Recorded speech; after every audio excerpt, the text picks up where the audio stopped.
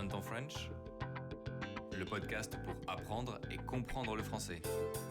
Enchanté, moi c'est Julien, prof depuis 8 ans dans le monde entier et j'ai plein de choses à vous raconter. Alors, c'est parti!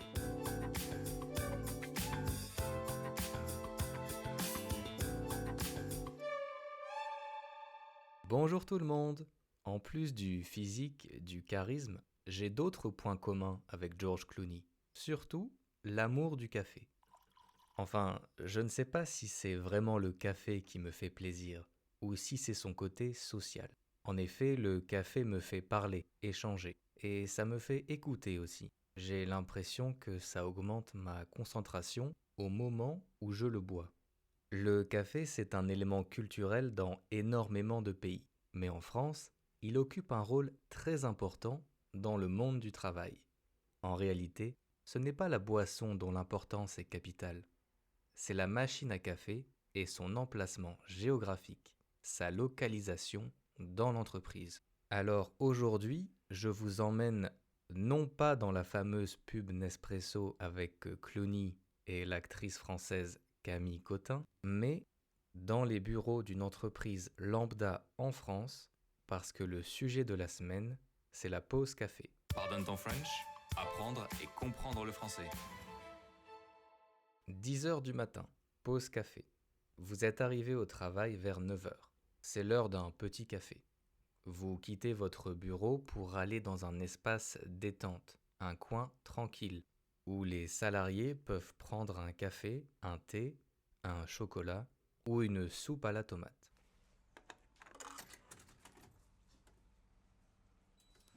Souvent, à côté de la machine à café, on trouve des affiches des syndicats, des nouvelles de l'entreprise ou des offres du comité d'entreprise.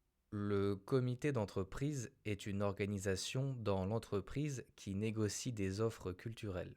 Par exemple, des tickets de cinéma pas chers ou un voyage à Disneyland Paris. Ces informations sont souvent placées autour de la machine à café pour qu'on puisse les lire pendant la préparation du café et en parler avec les collègues autour de nous. Effectivement, c'est le lieu pour se retrouver, pour rigoler, pour se moquer du patron et pour préparer la révolution.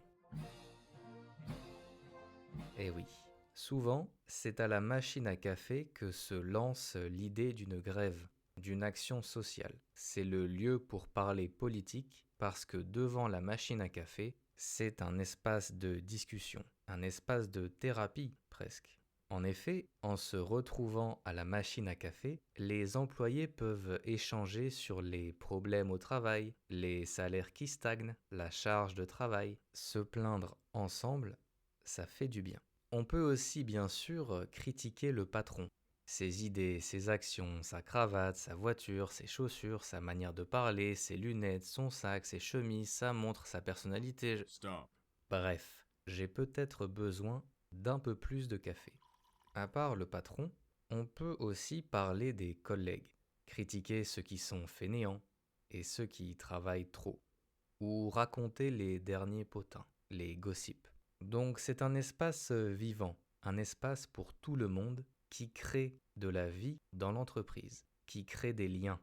Il arrive que parfois on puisse travailler ou réfléchir à certains problèmes et trouver des solutions dans ce cadre informel plutôt que dans une réunion formelle. Reste encore à savoir combien coûte le café. Le type de machine à café permet d'en apprendre plus sur l'entreprise. Par exemple, une entreprise où le café est gratuit et illimité donne l'impression de chercher à améliorer la vie de ses employés. Au contraire, une entreprise où le café coûte 50 centimes n'a pas l'air très attrayante. Si je me fie à mon expérience dans les écoles, c'est souvent payant. Alors les profs ramènent une cafetière ou alors du café soluble. Mais le lieu physique de la machine à café reste le lieu pour discuter. Mais le problème, c'est qu'avec le développement des formes hybrides de travail, avec le travail depuis la maison, qu'on appelle le télétravail, il est moins possible de socialiser. Durant une réunion en ligne, on préfère aller vite. On a rarement envie de prendre le temps de discuter de choses et d'autres, alors qu'en réalité, en face à face, autour d'un café dans un gobelet en plastique, on se sent plus disponible pour discuter, comme dans l'excellente série Caméra Café. Je termine donc avec une série française qui s'appelle Caméra Café, dont le concept est simple. Imaginez s'il y avait une caméra dans la machine à café de votre travail. Elle filmerait tous les moments de vie de l'entreprise. C'est un concept ultra drôle qui a été repris dans plusieurs langues, alors je vous conseille vivement Caméra Café. C'est très bien écrit et quand j'étais adolescent, c'était ma série préférée. Si vous aussi vous aimez discuter avec vos collègues au travail, n'hésitez pas à me le dire en commentaire. En attendant, il est 10h et c'est l'heure de ma pause café. Oh mais avant ça, et si on commençait la deuxième rubrique, les petits mots de la France.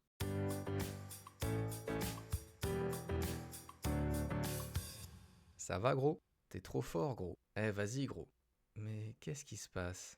Pourquoi est-ce que tout le monde dit gros? Eh bien, laissez-moi vous l'expliquer. D'abord, vous savez ce que gros veut dire. C'est le contraire de mince ou de maigre. Mais bien sûr, les jeunes Français ne se contentent pas d'une seule signification. Gros est devenu un moyen de parler à son ami. Un peu comme mec pour mate ou frère pour bro.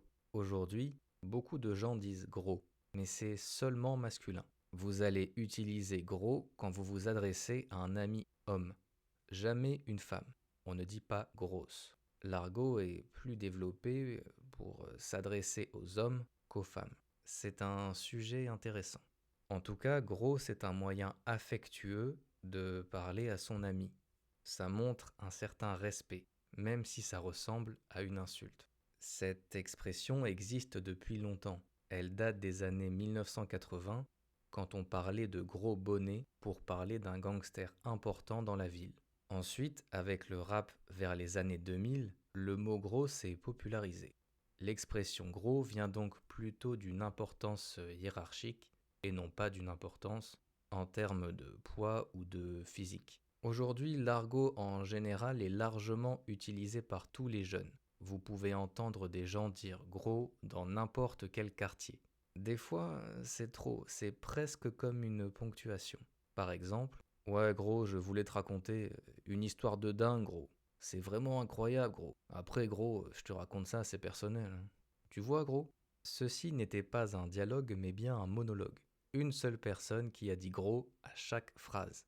C'est un peu comme genre, c'est vite agaçant et ça se mélange. Genre, t'aimes pas le café gros? Évidemment, c'est du langage informel. Ce n'est vraiment pas un mot à utiliser si vous n'êtes pas proche de la personne.